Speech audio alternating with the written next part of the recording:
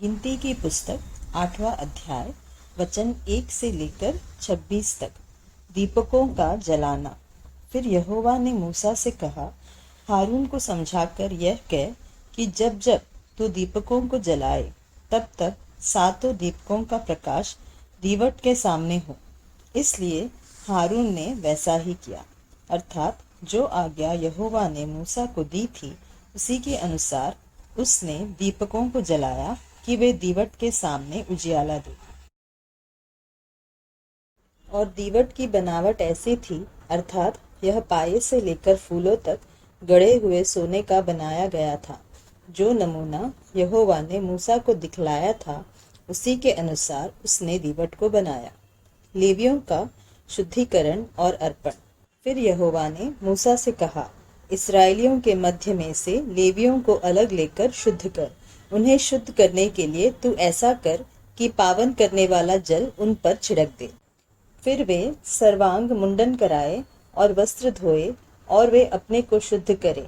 तब वे तेल से सने हुए मैदे के अन्न बलि समेत एक बछड़ा ले ले, और तू पाप बलि के लिए एक दूसरा बछड़ा लेना। और तू लेवियों को मिलाप वाले तंबू के सामने पहुंचाना और इस्राएलियों की सारी मंडली इकट्ठा करना। तब तू लेवियों को यहोवा के आगे समीप ले आना और इस्राएली अपने अपने हाथ उन पर रखे। तब हारून लेवियों को यहोवा के सामने इस्राएलियों की ओर से हिलाई हुई भेंट करके अर्पण करे कि वे यहोवा की सेवा करने वाले ठहरे।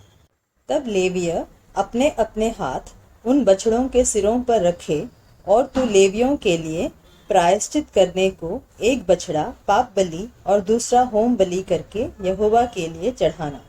और लेवियों को हारून और उसके पुत्रों के सम्मुख खड़ा करना और उनको हिलाने की भेंट के लिए यहोवा को अर्पण करना।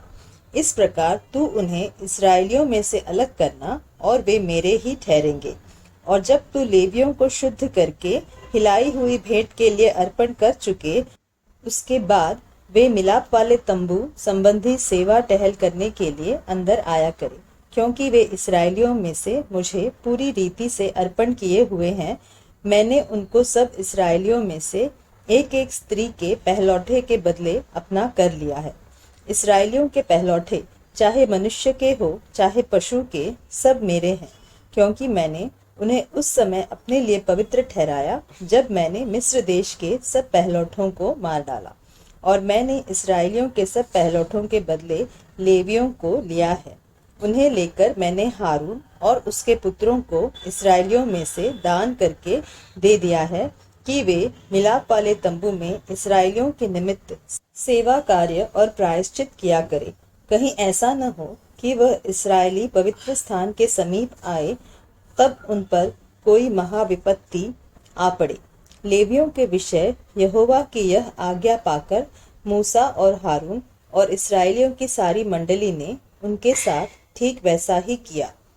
लेवियों ने तो अपने को पाप से शुद्ध किया और अपने वस्त्रों को धो डाला, और हारून ने उन्हें यहोवा के सामने हिलाई हुई भेंट के निमित्त अर्पण किया और उन्हें शुद्ध करने को उनके लिए प्रायश्चित भी किया।